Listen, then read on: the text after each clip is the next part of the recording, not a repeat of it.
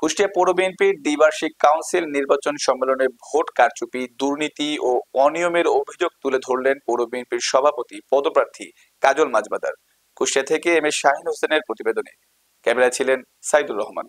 কুষ্টিয়া পৌর বিএনপির গত 27 জুন 2025 তারিখে দ্বিবার্ষিক কাউন্সিল নির্বাচন সম্মেলনে ভোট কারচুপির অভিযোগে নির্বাচন বাতিলের দাবিতে এবং জেলা বিএনপির আহ্বায়ক কুতুবুদ্দিন এবং সদস্য সচিব ইঞ্জিনিয়ার জাকির হোসেন সরকারের পদত্যাগের দাবি করেন।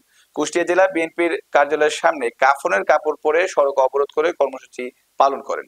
কুষ্টিয়া পৌর বিএনপির সভাপতি পদপ্রার্থী চেয়ার মার্কার কাজল মাজবাদার ও কুষ্টিয়া পৌর বিএনপির নেতা কর্মীরা বিক্ষোভকারীদের দাবি 24 ঘন্টার মধ্যে এই দাবি না মানলে কঠোর কর্মসূচি পালন করবে বলে জানান তারা। কুতুব এবং জাকির সাহেব, আপনার অফিসের সামনে এখানে কি অবস্থা হয়েছে?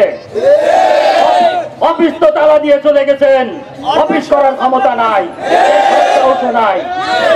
কুষ্টিয়া জেলা বিএনপির তারা যদি জেলা বিএনপি না চালাইতে পারে, এই অযোগ্য অথর্ব কমিটির দরকার আছে। অবিলম্বে এই কমিটি ভাঙতে হবে। এই কমিটি আমরা চাই না। এই কমিটি ভেঙে নতুন কমিটি দিয়ে নতুন ভাবে সবকিছু করতে হবে।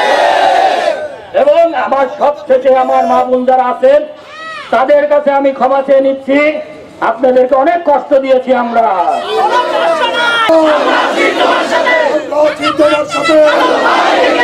আপনাদের কাছে আমার যে দাবি, আমি আপনাদের ভাই, এখানে যে আমার মা বোনরা আছে তাদের কারো সন্তান, কারোর ভাই 27শে জুন যে নির্বাচন হয়েছিল সেটা তো একটা প্রহসনের নির্বাচন হয়েছে, ফল ঘোষণার নির্বাচন হয়েছে।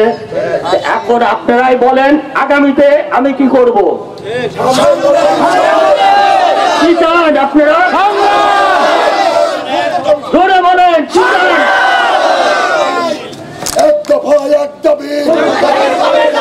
জাকির কবে যাবে? আর নইলে দরকার কুতুব জাকির সরকার। 1 2 3 4 কুতুব জাকির স্বৈরাচার। 1 2 3 4 কাজল ভাই এগিয়ে চলো, আমরা আছি তোমার সাথে। কাজল ভাইয়ের ভয় না, রাজপথ ছাড়ি না।